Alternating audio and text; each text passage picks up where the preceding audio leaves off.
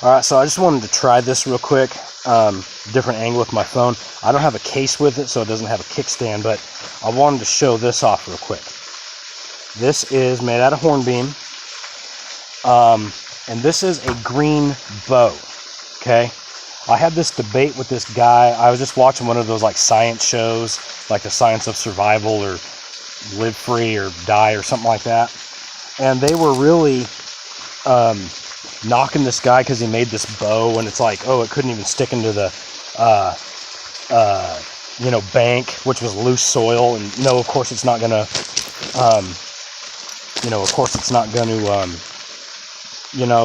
stick into loose soil. But he was trying to hunt rabbits, and he couldn't hit them with a throwing stick. So he whipped up this bow, and then worked on his arrows. And a bow should be set to cure, but I made this up in probably 10 minutes. I used my K-bar, split a piece of hornbeam down.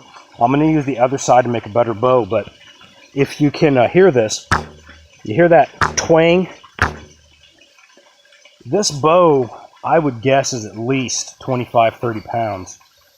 And yeah, if I keep shooting this bow, it'll wear out because it's green. And if you read the SAS handbook, in their instructions, they say to make multiple bows.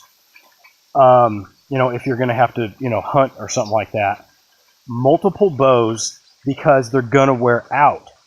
This bow, though, I could turn around and I could hunt with this bow. I mean, this bow's got some decent pull. It's not real, I could get a rabbit with this. I could make this is just a real crappy arrow I just made because I want to see how far it shoots.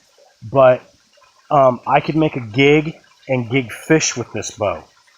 I could use this bow to, shoot a flaming arrow for signal or whatever. If I let this bow cure, I'm just going to shoot it real quick. Okay, it started to tumble, but it went out about 40 feet, 50 feet.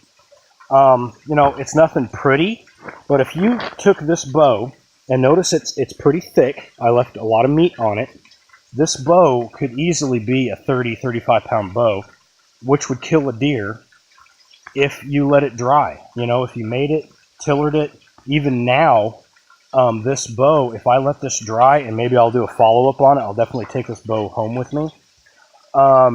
It's not even, it's actually tillered pretty good. This is ironwood, so it's got a wonky spot right there, kind of a stiff bit. But when you pull it back, you can see it bends pretty good for just something I knocked out in a few minutes. Straight grained wood, very forgiving, and the string is fairly centered. If you look at it, it's fairly centered. I have offset single nocks like a lot of my other bows, but this bow would be great in a survival situation or for just dinking around practicing. But if I unstring this and let it sit and cure, and then if I scorch the belly, I'm gonna probably be impressed with how strong this bow is. It might even be a 40-pound bow. I don't know. I doubt it, but it'd probably be at least 30 pounds, which is good enough to take most game. Under a deer. Maybe a small deer, maybe like a yearling deer that's only maybe 80 pounds. But that's what they got by with, and it didn't take me all that long. I mean, I could have very easily used a stone tool to do this. All I did was just use my K-bar. I worked it while it was green. If I set this in my shelter and let it cure, maybe made a couple more, then, just pick the best of them, pick best of the batch, and that's the one you keep. So anyways, I just wanted to, point that out, that this bow has enough.